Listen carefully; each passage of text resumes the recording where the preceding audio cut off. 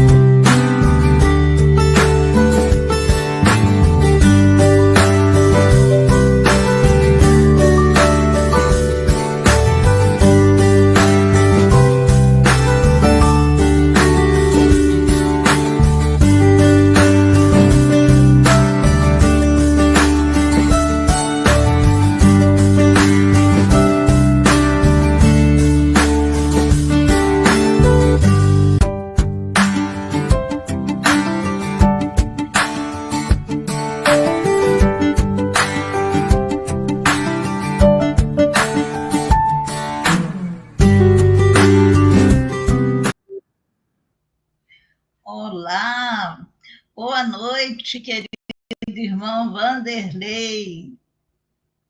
Boa noite a você, aos irmãos todos do Centro Espírita Zilda Gama. Sempre é um prazer estar aqui. Boa noite.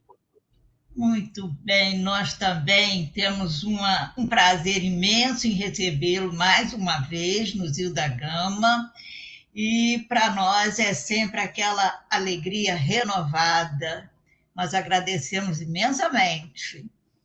Então, Vanderlei, nós vamos já convidando nossos companheiros, né, dando uma boa noite a todos que estão nos acompanhando e aqueles que poderão assistir mais tarde e falar sobre o Vanderlei, nosso querido irmão, é de Porto Alegre, no Rio Grande do Sul, já esteve outras vezes conosco e mais uma vez nós estamos recebendo com muita alegria. Nesse momento, então, nós convidamos a todos para elevar nossos pensamentos a Jesus, nosso mestre amigo, a Deus, nosso Pai de amor e bondade. Agradecemos, Senhor, por essa oportunidade de juntos podermos adquirir um pouco mais de conhecimento sobre a doutrina dos espíritos.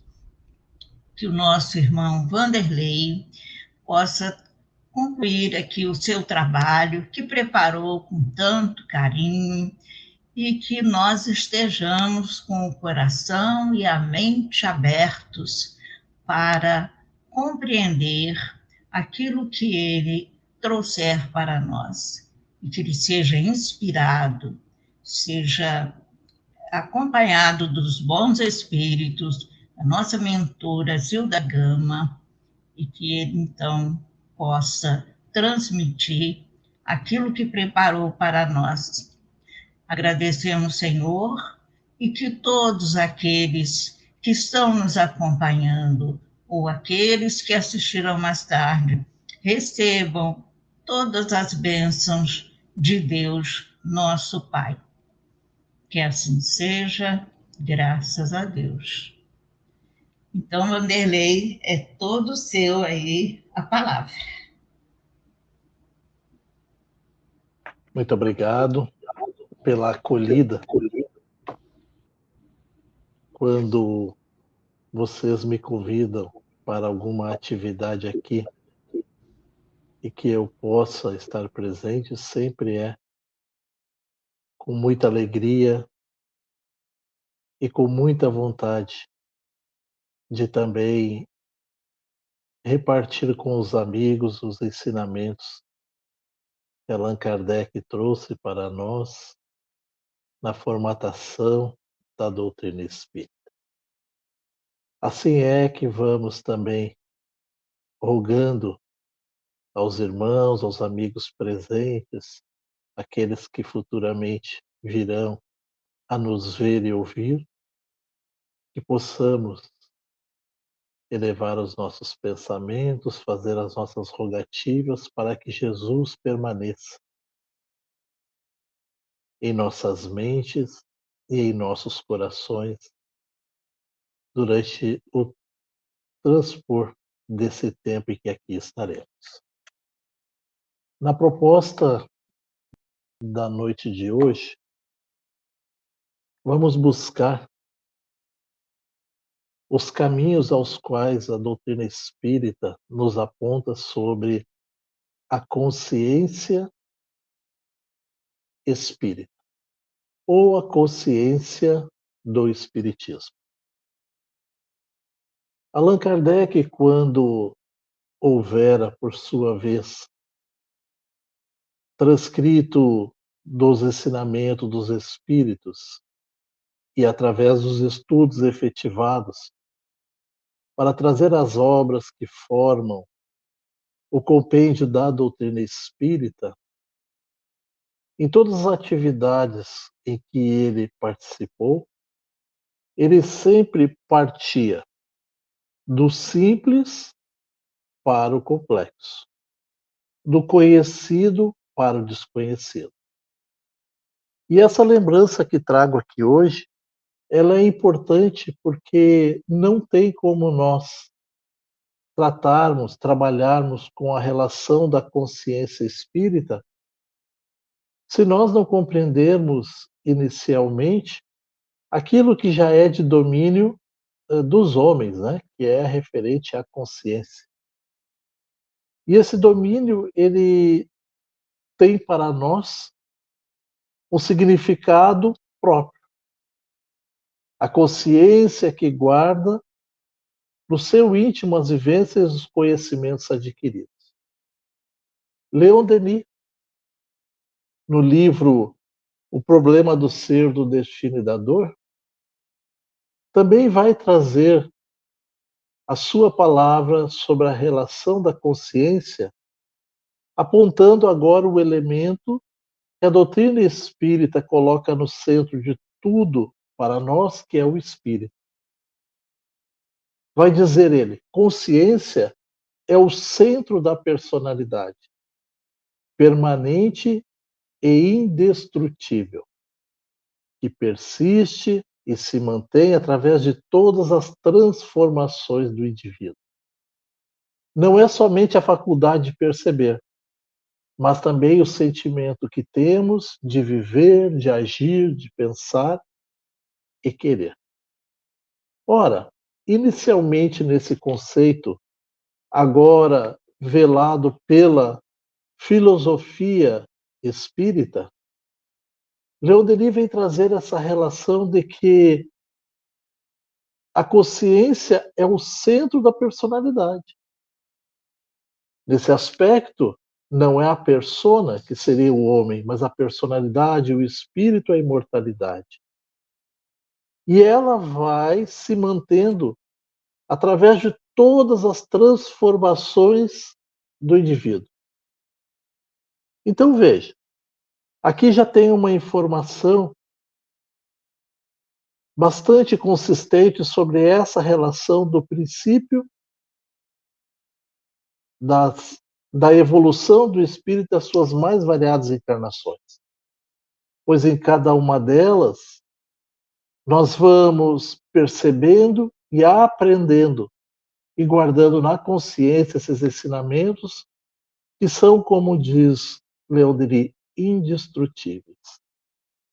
Então essa consciência, ela pode ser de uma maneira geral apenas didática para nós podermos trabalhar e avançarmos as ideias nessa noite. Ela pode ser uma consciência física, ou pode ser uma consciência psicoespiritual, ou puramente espiritual. Porque a consciência física é ligada aos nossos atos cotidianos imediatos. Toda a ação que agora eu tenho relação quando eu estou em espírito que sou, mas vestido da roupagem física, encarnado num planeta tal qual o nosso, então todos os reflexos desta consciência, ela vai das relações físicas que nós temos. Veja, é importante nós dizermos e já irmos adquirindo essa consciência de que todos os nossos atos físicos, porque estamos encarnados, eles têm a sua imediata reflexão na moral. Uma vez que todo conhecimento e toda aquisição, ela serve para a moral do espírito, que é o que verdadeiramente nos liga.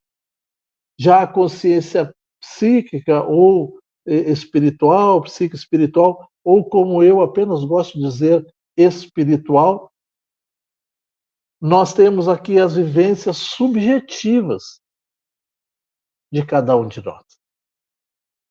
Então é quando nós vamos agindo através da matéria, ou através do pensamento, ou através da intenção, e vamos então de maneira subjetiva guardando aquelas vivências.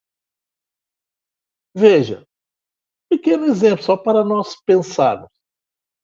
Se eu já tenho consciência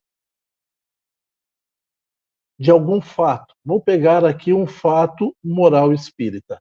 Se eu já tenho consciência de que falar mal de alguém me causa um determinado mal, esse mal aqui é subjetivo, porque nós não estamos falando lá do bem e do mal diretamente, que é o infringir da lei divina. Então nós vamos percebendo que quando em contato com alguma atividade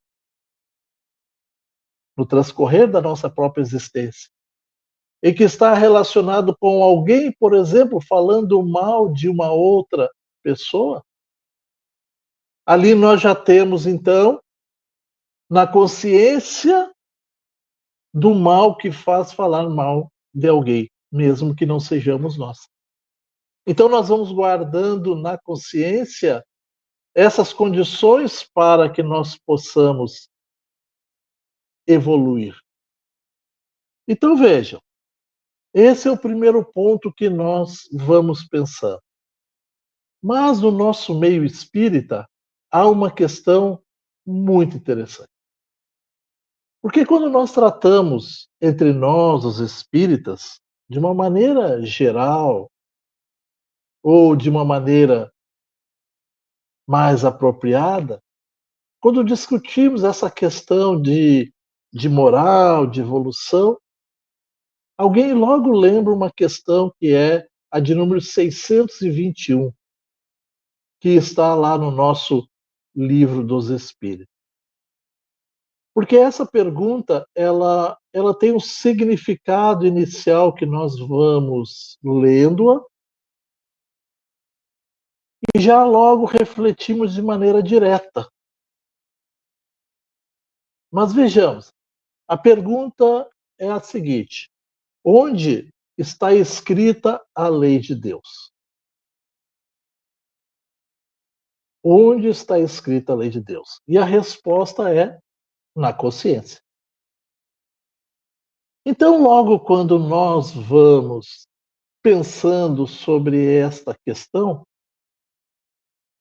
de imediato as pessoas dizem: não, então o espírita não deve ou não pode agir de maneira equivocada porque ele tem a lei de Deus na consciência.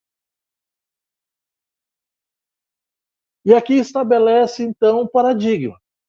Como pode a pessoa ter a lei de Deus na consciência e agir de maneira a infringir esta lei? Infligir essa lei. Como pode isso? E aí, quando nós vamos ler, buscar um pouco mais no original, a gente percebe que o verbo utilizado aqui, desculpe já antecipadamente meu francês, porque nada falo, Mas o verbo utilizado por Kardec nessa pergunta é tre. E lá está escrito, ou escrito, la loi de Deus. Onde está escrita a lei de Deus? É a mesma pergunta. Acontece que quando nós vamos avançando um pouco mais e buscando conhecimento, esse verbo etre também tem o significado de ser ou estar.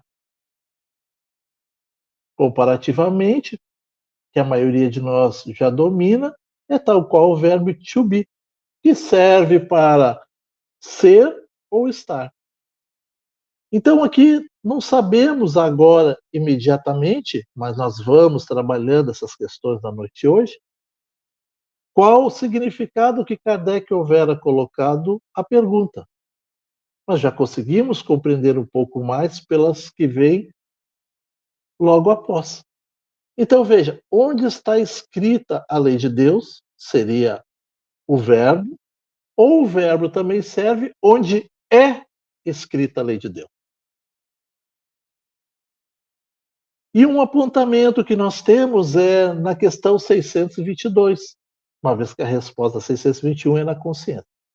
A 622, Kardec então toma aos espíritos a seguinte pergunta: ora, se o homem tem a lei de Deus na sua consciência, por que é que quando está transitando aqui, ele não o pratica? Por que é que ele não executa a lei se está na sua consciência?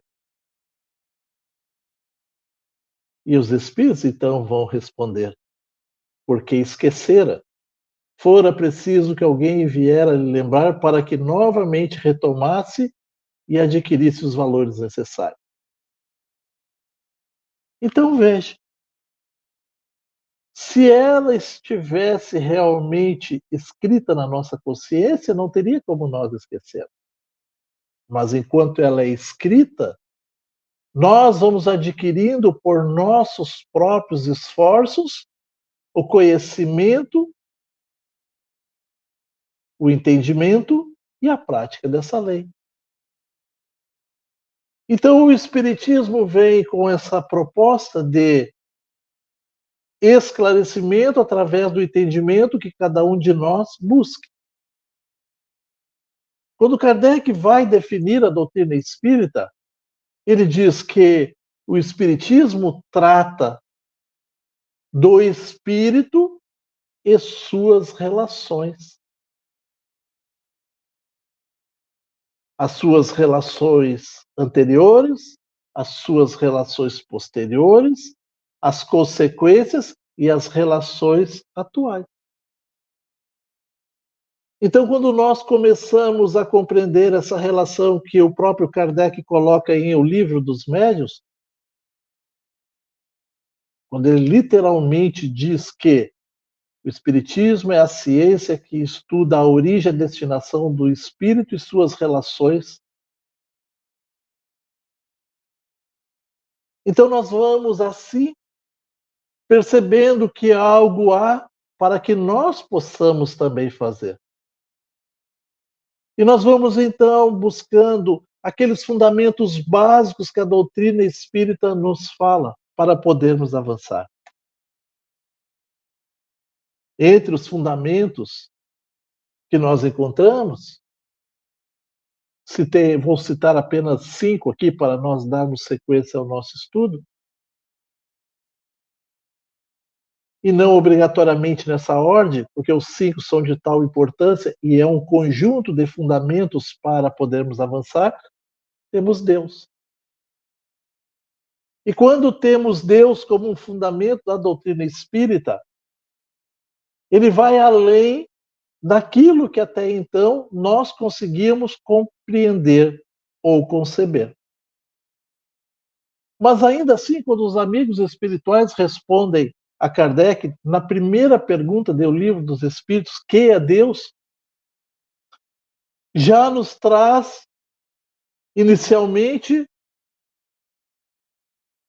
uma certa dificuldade. Porque no atual estágio evolutivo que nos encontramos, nós ainda somos aqueles que conseguimos compreender o que é possível ser medido, o que é possível ser pesado, o que é possível ser sentido. Então, os nossos sentidos ainda giram em torno disso. E quando os espíritos respondem que Deus é a inteligência suprema, causa primeira de todas as coisas, ou causa primária de todas as coisas. Então a gente já começa a ter que sair do nosso estágio que até então tínhamos como normal para poder avançar. Porque quando nós imaginamos que a causa primária ou primeira de todas as coisas é Deus, a nossa tendência sempre é perguntar ou imaginar como isso aconteceu, qual o antecedente. Porque todas as coisas que nós temos em nosso torno, sob a nossa visão, é assim que nós agimos. Ora, essa garrafinha de água que eu tenho aqui em mão, ela foi constituída, a garrafa, o invólucro, a embalagem, ela foi constituída como? De um plástico. Como é que foi constituído de uma petroquímica? Como é que a petroquímica a gente vai voltando e vai dando as respostas? Como ficaria se eu pegasse e falasse para vocês, olha, essa embalagem que aqui está plástica, que contém essa água no seu interior, eu a criei do nada.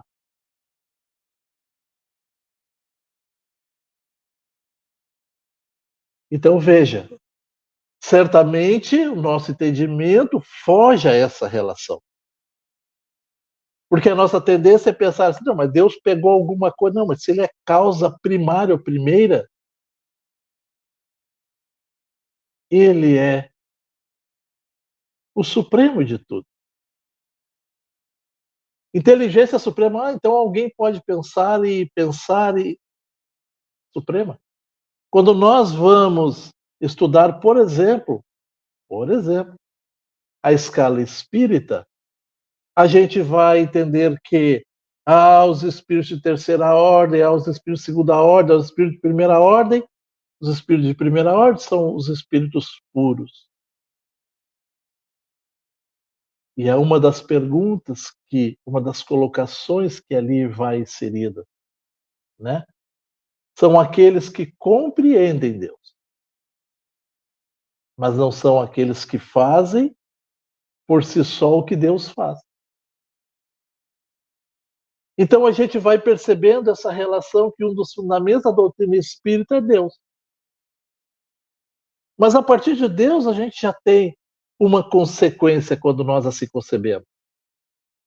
Porque tira de nós aquela ideia, principalmente aqueles que vivenciaram sobre a doutrina dogmática.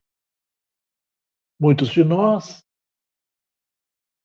me incluo neles, onde a gente aprendeu que Deus era um senhor mais velho, já que ele era a nossa imagem e semelhança, porque nós invertemos, né? Nós somos a imagem e semelhança dele.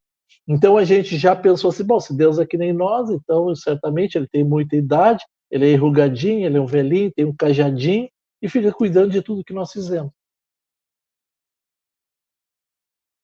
Mas com o Espiritismo, a lei dos fluidos, o entendimento fluido cósmico universal que penetra tudo e todos os lugares, a gente já consegue conceber essa relação e tem como consequência que Deus, então, não é aquele que nos cuida, mas que através da aplicação das suas leis, nós somos os responsáveis pelaquilo que fizemos, porque todos nós teremos que visitar a consciência.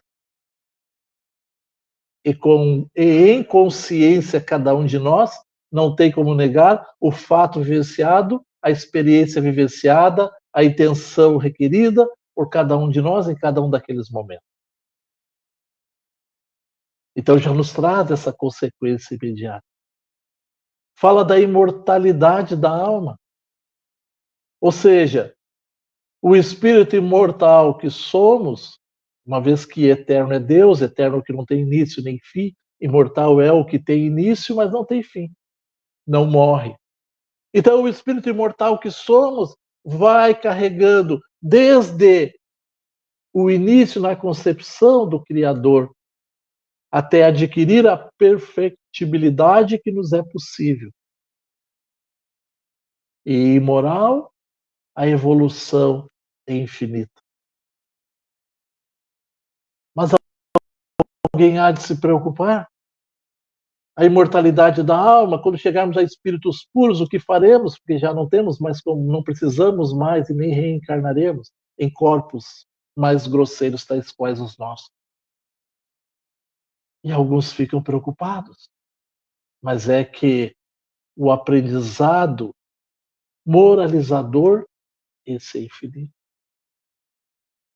Nós temos para isso a pluralidade dos mundos habitados. Ah, Vanderlei, mas acontece que ninguém comprovou que tem vida em nenhum outro lugar. Sim, não conseguiu se comprovar.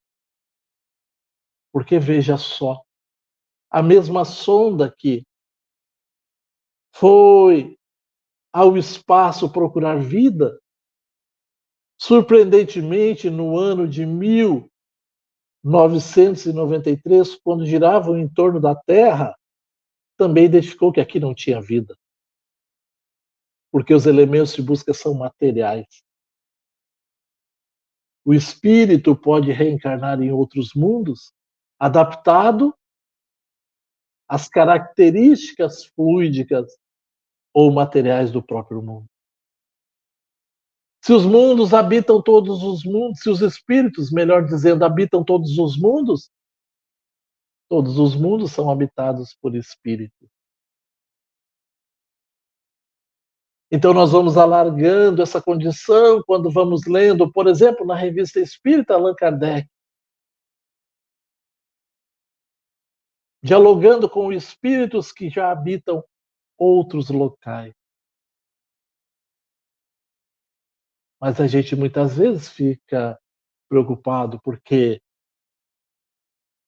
há um diálogo de Mozart falando sobre o plano onde ele vive e uma sonda atualmente passou lá e não encontrou. Mas a característica sempre é a humana, mas a matéria é diferenciada. Ao nosso entorno, ao seu lado aí, por exemplo, ao meu lado aqui com certeza, há espíritos. Há espíritos também populando no nosso meio. A pluralidade das existências. Para nós podermos alcançar essa relação, nós temos que encarnar e reencarnar. Encarnar e reencarnar. E Allan Kardec vai perguntar no Livro dos Espíritos qual o objetivo da encarnação. Para uns, missão, para outros, expiação. Mas o que consiste como objetivo a cada um deles é suportar as vicissitudes da própria vida. E, num segundo momento, cumprir a parte que lhe cabe na obra do Criador. Então, a gente vai percebendo que é através das oportunidades reencarnatórias que nós vamos vivendo as experiências e armazenando na consciência.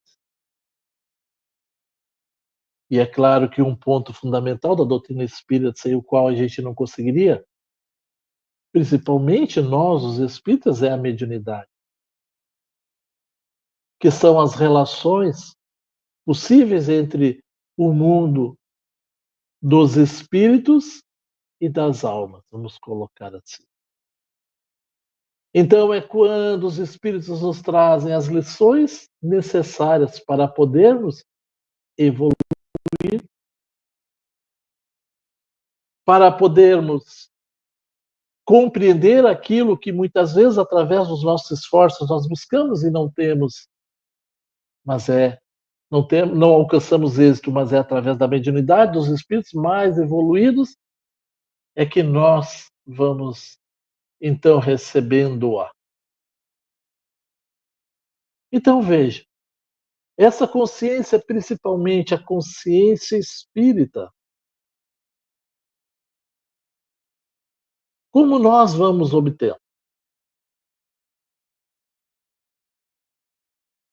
Nós vamos alcançando-a basicamente por dois caminhos.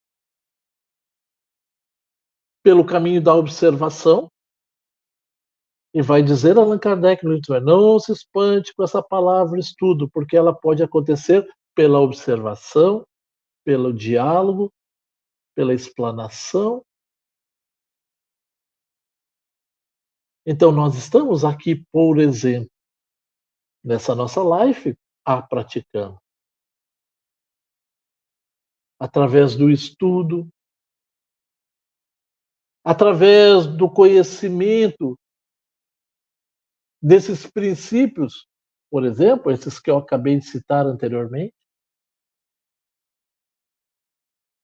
mas, sobretudo, a consciência espírita se dará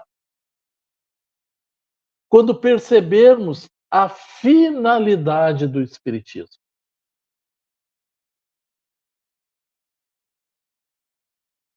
E como finalidade o espiritismo, de uma maneira geral, Kardec vai dizer que é formar homens de bem. Só é possível formar homens de bem quando esses buscam, quando esses, uma vez que houveram buscado, compreendam, experimentem, apliquem e vivenciem. E parece uma escala necessária para todos nós. Porque quando nós vamos compreendendo através do estudo, quando nós vamos experimentando, nós vamos tendo as respostas práticas das teorias que nós buscamos. Peguemos a lei de trabalho, por exemplo, inserida nas leis morais. E quando Kardec pergunta se o trabalho para nós é uma necessidade, e vai indo nessa linha, ele pergunta se o trabalho é considerado só o trabalho remunerado, o trabalho físico, enfim. E os espíritos respondem: toda ocupação útil é trabalho. Então, quando eu estou buscando, trabalhando, estou buscando me aperfeiçoar, estou utilizando a minha capacidade intelectiva para adquirir esse conhecimento, para comparar e colocá-lo na prática. Eu estou trabalhando? Sim, estamos trabalhando. E aí, quando nós vamos trabalhando e executando aquilo que nós já sabemos, nós conseguimos fixar na consciência esse pequeno ato, essa pequena tarefa, esse pequeno trabalho. Como consequência, adquirimos um valor, uma virtude. E aí os amigos espirituais vão dizer: aquele que adquire uma virtude, porque ela está gravada na consciência, jamais a perde. Jamais volta nas experiências às quais já é detentor do conhecimento. Veja a grandeza disso. Porque na relação de conhecimento da doutrina espírita, o que nos vai transformar em espíritas ou cientes, ou criar uma consciência espírita, como queiramos aqui. Quando assim nós começarmos a proceder, automaticamente utilizaremos os próprios elementos, seremos indivíduos livres. Vanderlei, livres. Mas é que livres. Mas é livres. Se não, vejamos. Todos aqueles espíritos mais evoluídos que transitaram no nosso plano, mesmo com aqui as limitações do plano, eles eram livres. Já que a questão 625 do Livro dos Espíritos fala que o tipo que nos serve de perfeição, o tipo mais perfeito que nos serve de guia e nos serve de modelo, que é Jesus, pensemos em Jesus. Ah, Vanderlei, mas Jesus... A doutrina espírita nos ensina que todos evoluímos, todos partimos de simples ignorantes para a perfeição. Então Jesus também passou pelo mesmo processo evolutivo. Ele não foi escolhido, porque a doutrina espírita não tem escolhas. É através dos nossos esforços. O Criador não olha porque eu já estou meio carequinha, meio simpático, porque eu estou carequinha. Então o Vanderlei está meio carequinha, vou dar. É o esforço. Então, quando convive um ser espírita consciente, ele é livre. Ele é realizador e operador do bem. Ah, mas veja. Bom, então vamos lá de novo. Para a gente não ficar saltando de exemplos em exemplos, porque de repente a gente começa a trocar e vai se perder nisso, peguemos só Jesus ainda.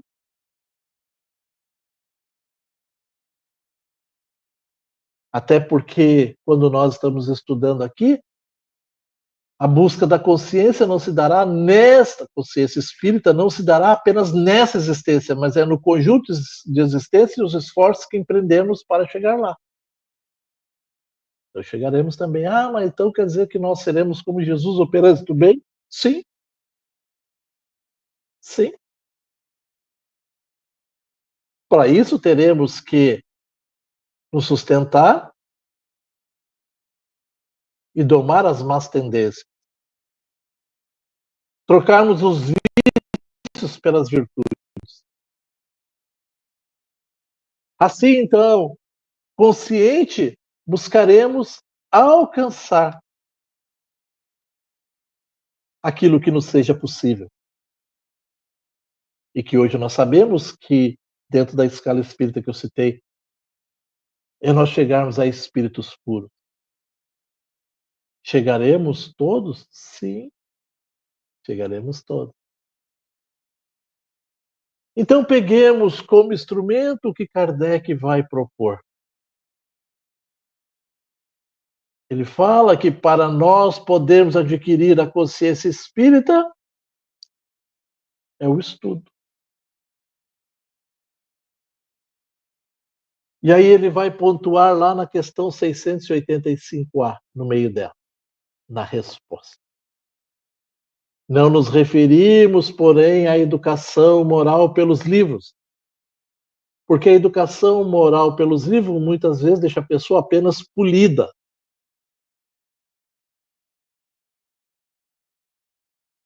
Deixa a pessoa apenas com capacidade de ser, não no sentido moral, ser educada segundo os conceitos da própria sociedade. Então, por isso Kardec afirma, os espíritos afirmam, não nos referimos, porém, à educação moral pelos livros, e sim a que consiste na arte de formar os caracteres. Aqui incute hábitos, portanto, a educação é o conjunto de hábitos adquiridos.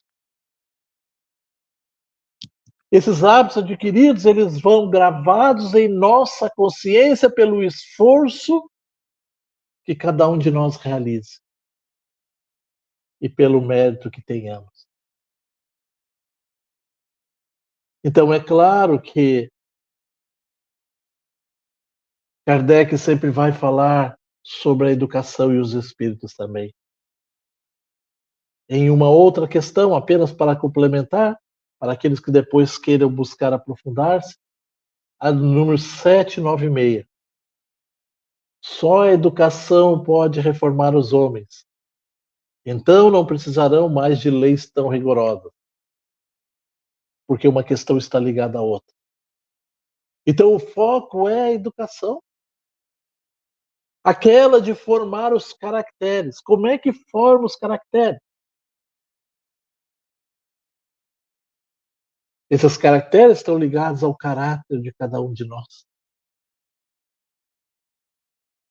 Agora peguemos um outro exemplo, então, mais próximos de nós. Chico Xavier. Só para pensarmos em formação de caráter, os caracteres que lhe dão o hábito, uma vez que são eles, esse conjunto de caracteres, esses hábitos adquiridos. Então, rapidamente, Chico Xavier, que teve uma vida difícil desde o começo da sua existência,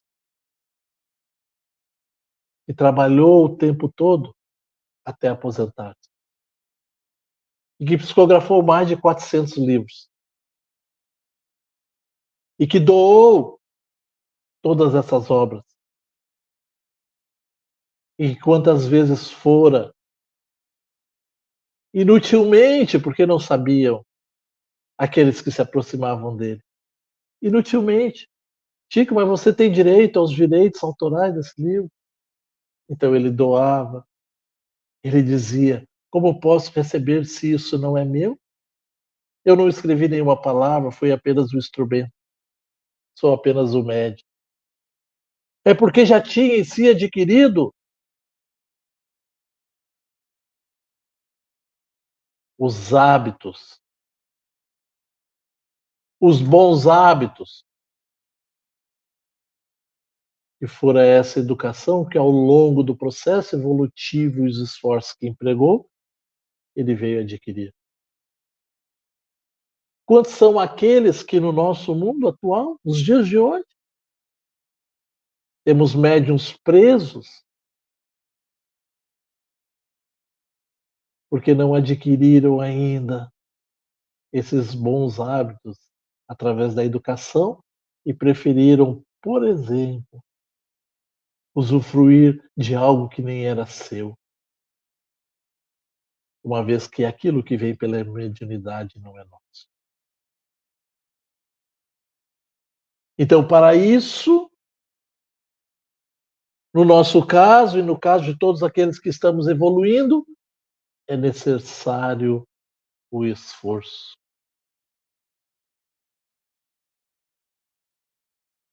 Veja, o esforço. Porque como ainda não temos gravado em consciência, senão aquilo que vivenciamos por encarnações anteriores, e eu não vou falar de vocês, vou falar apenas de mim.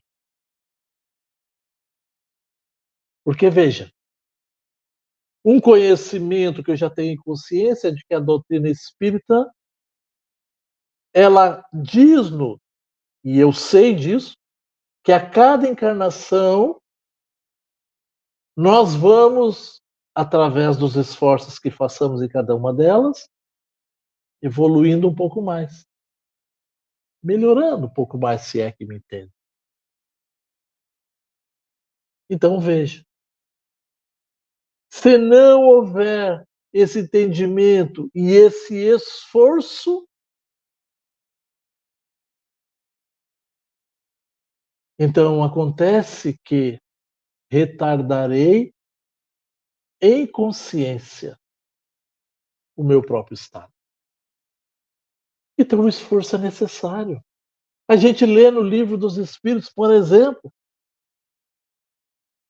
que a caridade é a benevolência, é a indulgência, é o perdão das ofensas. Quando falam mal de nós, por exemplo, somos indulgentes. Quando falam mal de alguém que estamos perto, somos indulgentes. Quando nos atingem, é interessante isso, né? Porque daí eu perguntaria, você perdoa? Aí a pessoa diz, não, eu perdoo. Mas veja só, se você foi atingido, E você tem que perdoar é porque você ainda não tem consciência que o outro que lhe possa atingir, ele é que vai ter essa responsabilidade com Deus e não você, e não eu. Aí, certa feita, perguntaram ao Chico, naquele tradicional caso do cachorro dele, e a senhora, enfim, fez mal pro cachorro, disse assim: você perdoou ela? Não, eu nem me ofendi. Ela é que se comprometeu com a lei de Deus. Eu oro por ela. Você entende do que nós estamos falando? Então, é claro que a nível de consciência, esse esforço é necessário. Mas o esforço está ligado também à nossa resistência, resistir ao mal que se apresenta, porque ele se identifica muito conosco.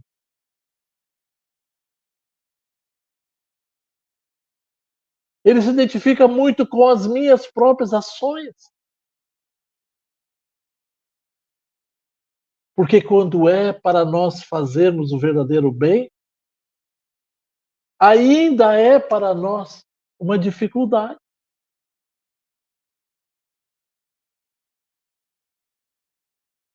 Pensemos então.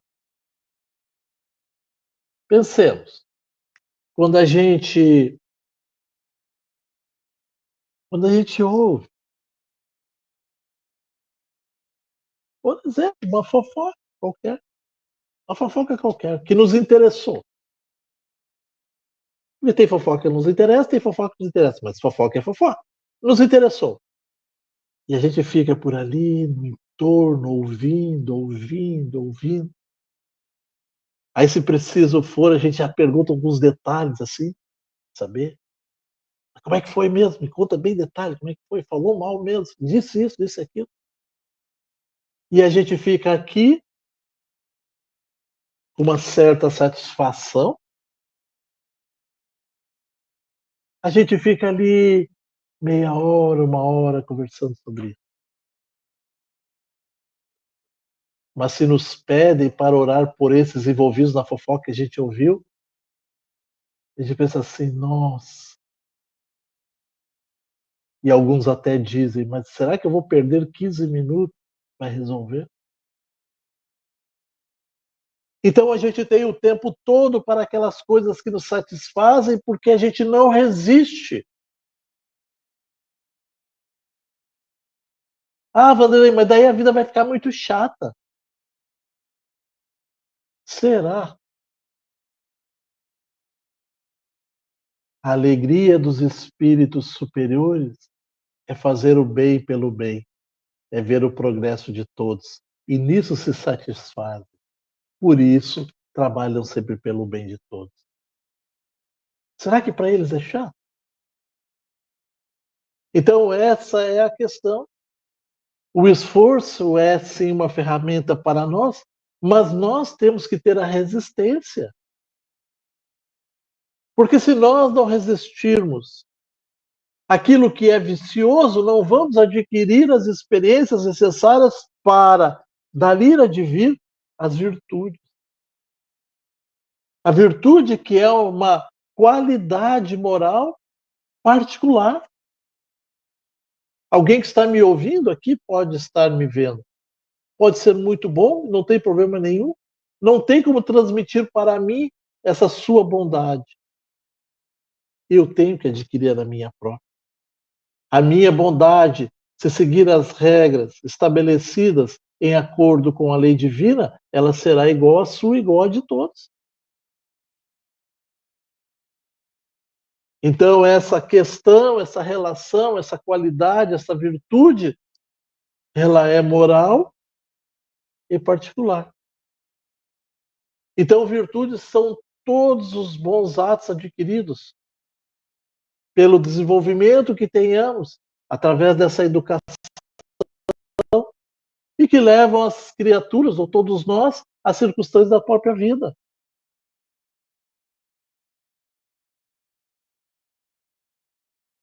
É a nossa capacidade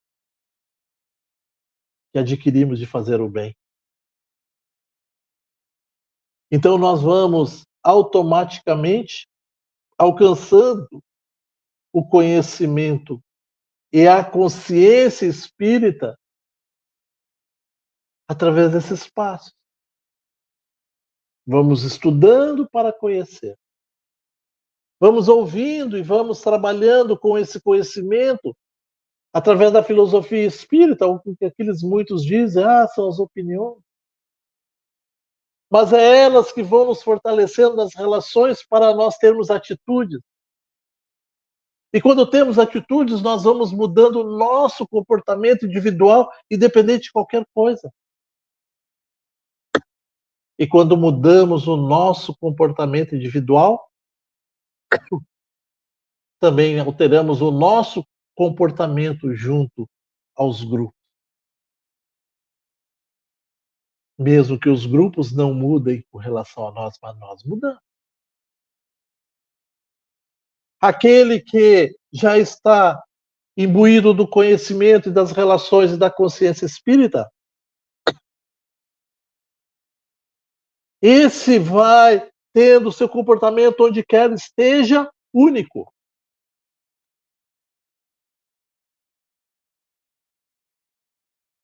A tal ponto que Allan Kardec vai colocar na introdução do nosso Livro dos Espíritos, no item 8, quando ele diz que esse estudo e esse trabalho,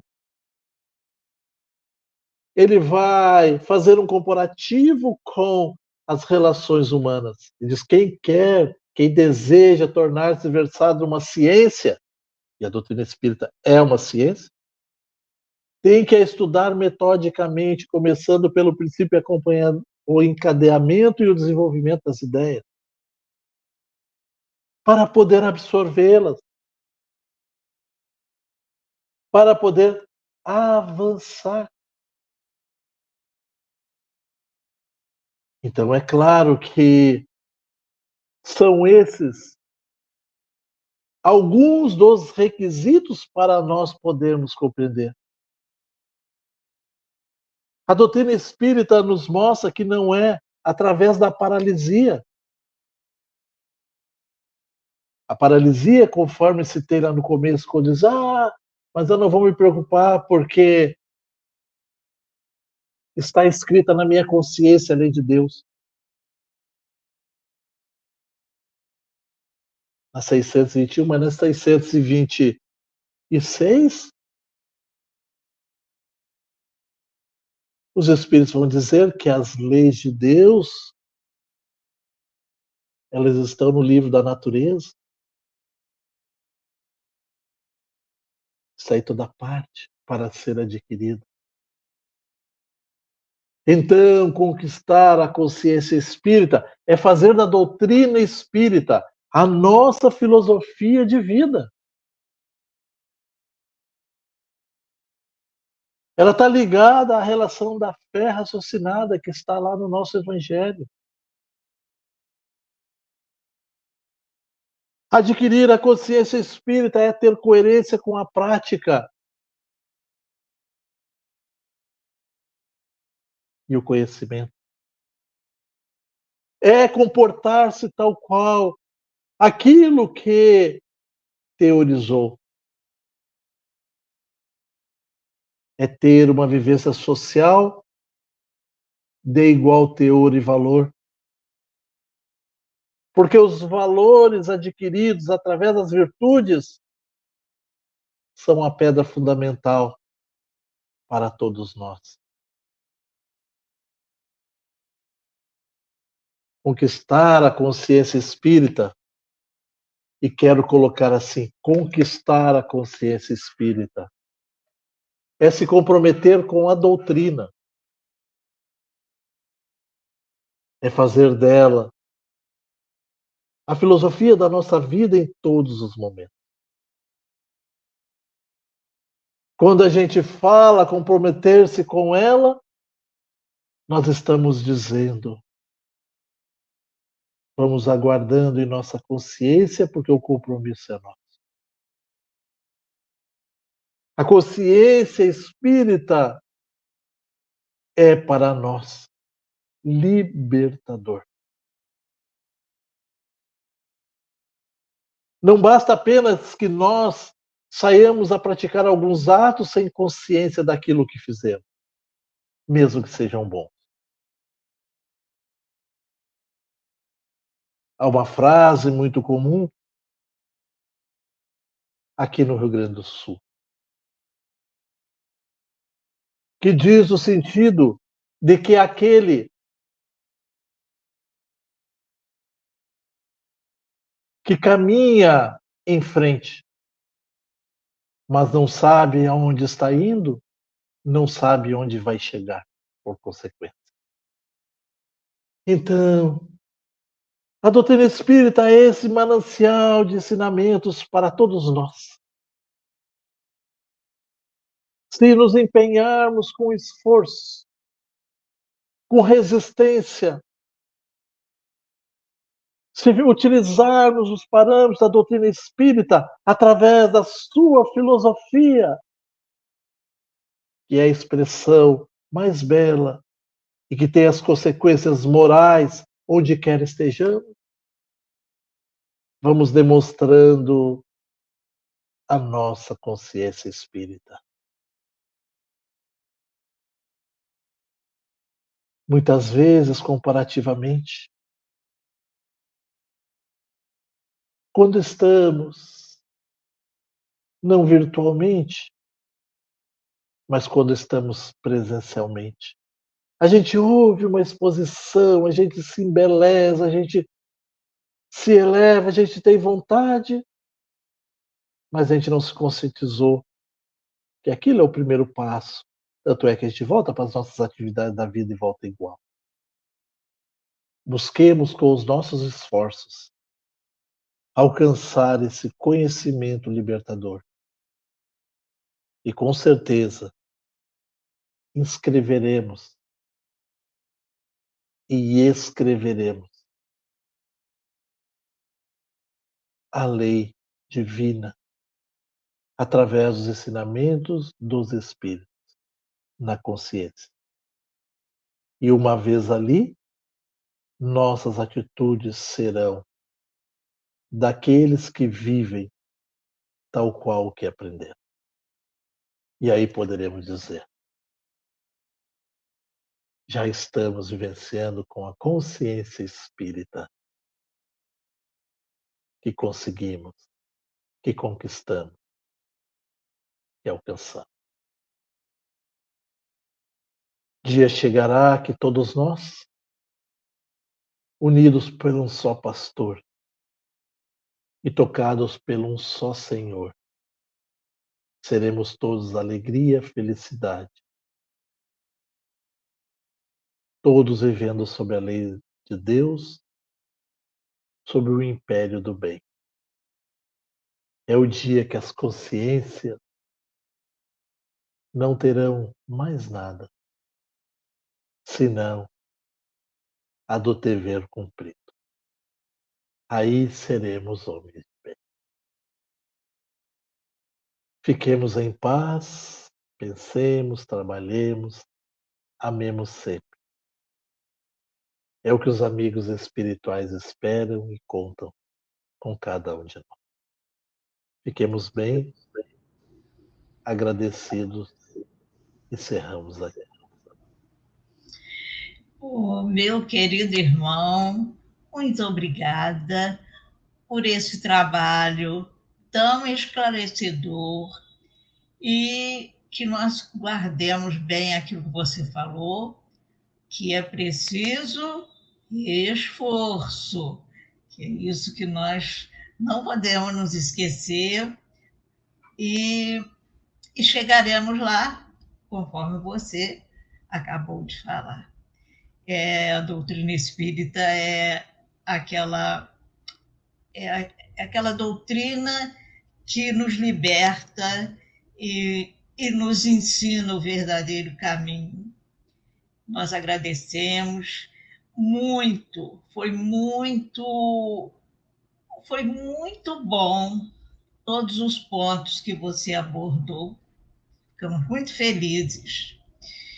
Então, nesse momento, nós continuamos com o pensamento elevado e vamos, mais uma vez, agradecer a Deus, nosso Pai, que nos permitiu esses momentos de tantos esclarecimentos para a nossa caminhada terrestre, e encontrando o verdadeiro caminho para a espiritualidade.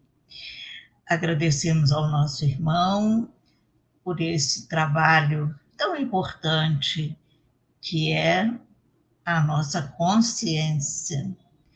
Vamos pedindo também, agradecendo a nossa mentora Zilda Gama, pedindo que nos abençoe, que nos proteja e que ainda esses corações endurecidos que ainda não encontraram esse caminho verdadeiro, que também possam, aos poucos, se esforçando, porque é essa a realidade para todos nós, porque somos espíritos.